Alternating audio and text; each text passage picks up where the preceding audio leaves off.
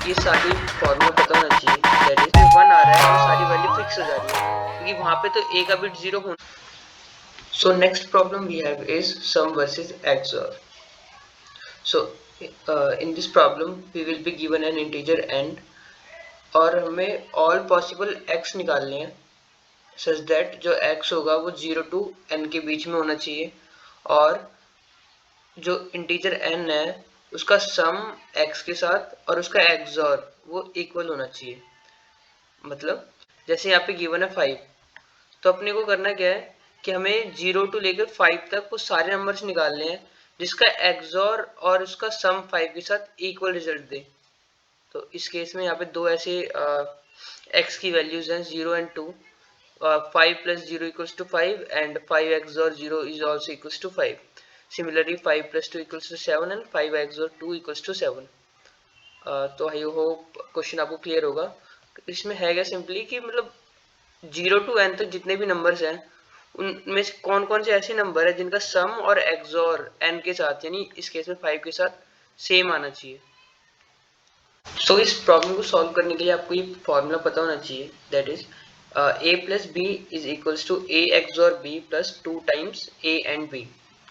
तो अपने को क्या चाहिए था, हमें वो सारे केसेस निकालने हैं जहाँ पे a plus B is equals to a XOR b यानी सम और XOR इक्वल हो।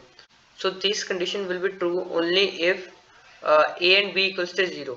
तो हम इस फॉर्मूला में दे सकते हैं अगर a plus B is equals to a XOR b तो ये सिर्फ और सिर्फ तभी होगा जब ये जो टर्म है वो 0 होगी। तो इस टर्म के 0 होने के लिए चाहिए हमें कि a एंड b 0 हो जाए।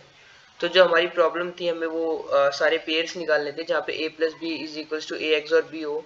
अब वो रिड्यूस हो चुकी है कि अब हमें निकालना क्या है कि वो सारे पेयर्स जहाँ पे a and b equals to 0 हो। So a and b equals to 0 कब होंगे? Let's say we have b which is equals to 1 0 1 0 1। तो अब हमें वो सारे एज निकालने हैं जिसके लिए a एंड b जो है वो 0 हो।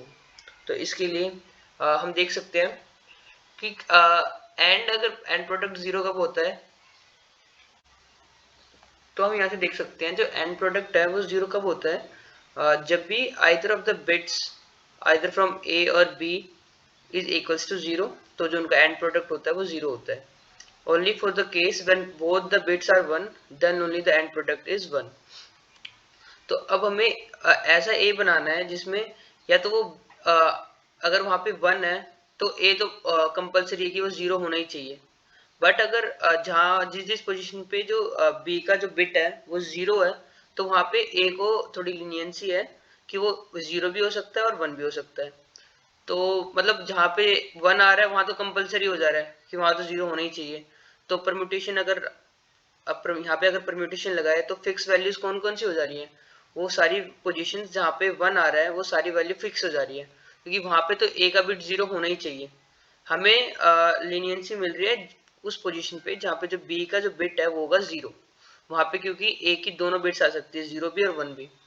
तो यहाँ अभी तक जो भी हमने डिस्कस करा उसके अकॉर्डिंग बी की पोजीशंस जहां जहां पर 1 आ रहा है वहां पे तो ए के लिए फिक्स है कि वहां पे 0 आना ही चाहिए, कंपलसरी है। बट जहां जहां पर बी में 0 आ रहा है वहां पे हम ए में या तो 0 फिल कर सकते हैं या तो 1 फिल कर सकते हैं उस पोजीशन में। तो फिर यहाँ पे अगर हम परम्यूटेशन लगाएंगे तो दोनों इस ब्लैंक स्पेसेस पे दो वैल्यूज फिल कर सकते हैं हम 0 या 1। तो इसके अकॉर्डिंग यहाँ पे हो जाएगा 2 इंटू 2 दैट इज 4। तो हमें यहाँ से ये कंक्लूजन मिल रहा है कि हम ऐसे 4 इंटीजर्स बना सकते हैं जिसमें a एंड b का एंड प्रोडक्ट होगा वो 0 होगा। तो सिंपली हमें करना क्या है, जो भी b गिवन है उसमें हमें वो पोजीशंस निकालनी है जहाँ पे 0 बिट है। मतलब हमें काउंट ऑफ 0 बिट्स निकालनी है इन b और फिर उसको हम परमुटेशन लगा के उसका आंसर निकाल देंगे। So now let's move to the code for this problem. तो this is our solution for this problem. हम इसमें क्या कर रहे हैं, सबसे पहले हमने एक आंसर डिक्लेयर करा, it should be of long type. और उसके बाद हमने एक वाइल लूप रन करा while n is greater than 0। तो इसमें हमें ना क्या कर रहे हैं, सबसे पहले हमें ना n की राइट मोस्ट बिट को चेक कर रहे हैं इफ इट इज 0 और not.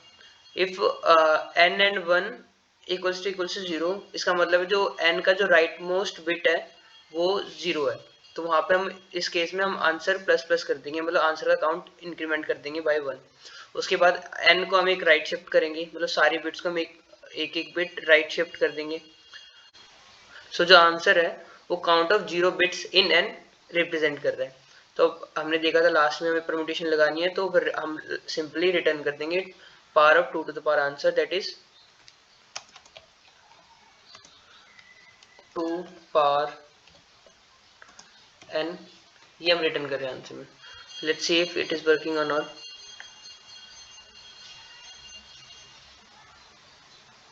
So here, yes, it is working for the sample test cases. Now let's submit our code. So yes, it is working. Thank you for watching. Stay connected for more bit manipulation problems. Thank you.